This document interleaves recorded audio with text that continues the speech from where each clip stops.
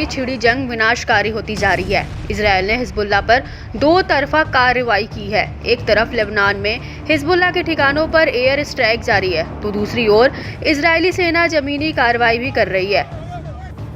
IDF के लगातार हमलों के बाद अब हिजबुल्लाह भी करो या मरो की जंग में उतर आया है। हिजबुल्लाह ने की रिहायशी इलाकों को निशाना बनाना शुरू कर दिया है और हाइफा खाड़ी और शिमोना पर लगातार रॉकेट हमले कर रहा है। इस बीच लेबनानी प्रतिरोध आंदोलन हिजबुल्लाह ने इजराइल के खिलाफ जबरदस्त ताजा जवाबी कार्रवाई की है, जिसमें कई सैन्य ठिकानों को निशाना बनाया गया है। इजरायली सेना ने शुक्रवार को पुष्टि की है कि दक्षिणी लेबनान में उसके जमीनी हमले के दौरान 12 से अधिक सैनिक मारे गए। हिजबुल्लाह ने शुक्रवार को जारी अलग अलग बयानों में कहा कि उसने कब्जे वाले क्षेत्रों के उत्तर में कई अलग अलग स्थानों पर इजरायली सेना के ग्रुपों को मिसाइलों और तोपों के गोलों से निशाना बनाया।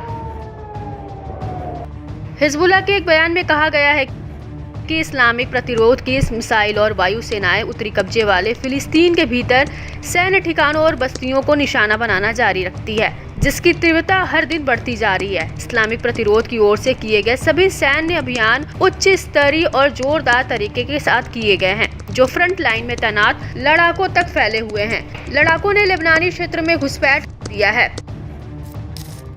उधर इजरायली प्रधानमंत्री नेतन्याहू ने हिजबुल्लाह के खात्मे की कसम खाई है। 27 सितंबर को इजरायल ने हिजबुल्लाह चीफ हसन नसरल्लाह को मार गिराया था। इसके बाद से हिजबुल्लाह के 10 से ज्यादा कमांडर मारे गए हैं और उसके 800 से ज्यादा लड़ाके भी ढेर हुए हैं, जबकि उसके 6000 से ज्यादा ठिकाने भी नेस्तनाबूद हो चुके हैं। हिजबुल्लाह के बयान में कहा गया है कि यह ध्यान देने योग्य है कि दक्षिणी लेबनान में जमीनी ऑपरेशन की घोषणा करने के कई दिनों बाद भी इजरायल की सेना के टैंक और सैन्य वाहन लेबनान में नहीं घुस पाई, क्योंकि उन्हें निशाना बनाए जाने का डर है। इसके बजाय उन्होंने गुप्त स्थानों पर तैनात कर दिया गया है।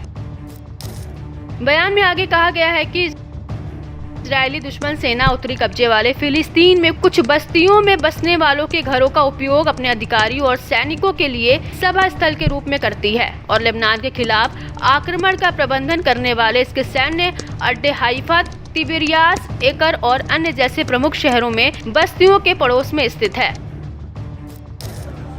आपको बता दें कि इससे पहले हिजबुल्लाह ने कब्जे वाले गोलान हाइट्स, हाइफा और किरियात शमोना के खिलाफ हमलों की घोषणा की थी। इसने कहा कि ये हमले लेबनान के शहरों, गांवों और नागरिकों के खिलाफ इजरायल के हमलों के जवाब में और साथ ही गाजा में फिलिस्तीनियों और उनके प्रतिरोध के समर्थन में किए गए थे। लेबनान के स्वास्थ्य मंत्रालय ने कहा कि अक्टूबर 2023 से लेबनान पर इजरायल के हमले में 2141 से अधिक लोग मारे गए हैं और 10,099 लोग घायल हुए हैं, जिनमें दर्जनों बच्चे और कई महिलाएं शामिल हैं। इजरायली हवाई हमलों से बचने के लिए बेरूत में लाखों नागरिक अपने घरों से भाग गए हैं। वहीं दूसरी ओर लेबनान के स्वास्थ्य अधिकारियों ने आपातकालीन बचाव दल और नागरिकों पर अंधाधुंध हमला करने के लिए इजरायल की निंदा की है। रिपोर्ट्स की माने तो बौखलाया इजरायल ईरान पर जल्द हमला कर सकता है। वह 180 मिसाइलों का जवाब देने के लिए योजना बना रहा है। दोनों देशों के संघर्ष पर नजर रखने वालों का अनुमान है कि इजरायल ईरान के सैन्य ठिकानों को निशाना बना सकता है। वह सबसे पहले ईरानी एयर डिफेंस सिस्टम और मिसाइल लॉन्चिंग बेस को टारगेट कर सकता है। इससे ईरानी सेना के हौसले पस्त हो सकते हैं, जिससे उन्हें पलटवार करने में मुश्किल आएगी। अब देखने वाली बात होगी कि हिजबुल्लाह की ओर से किए गए हमले में मारे गए इजरायली सैनिकों की मौत का बदला इजरायल कैसे लेता है।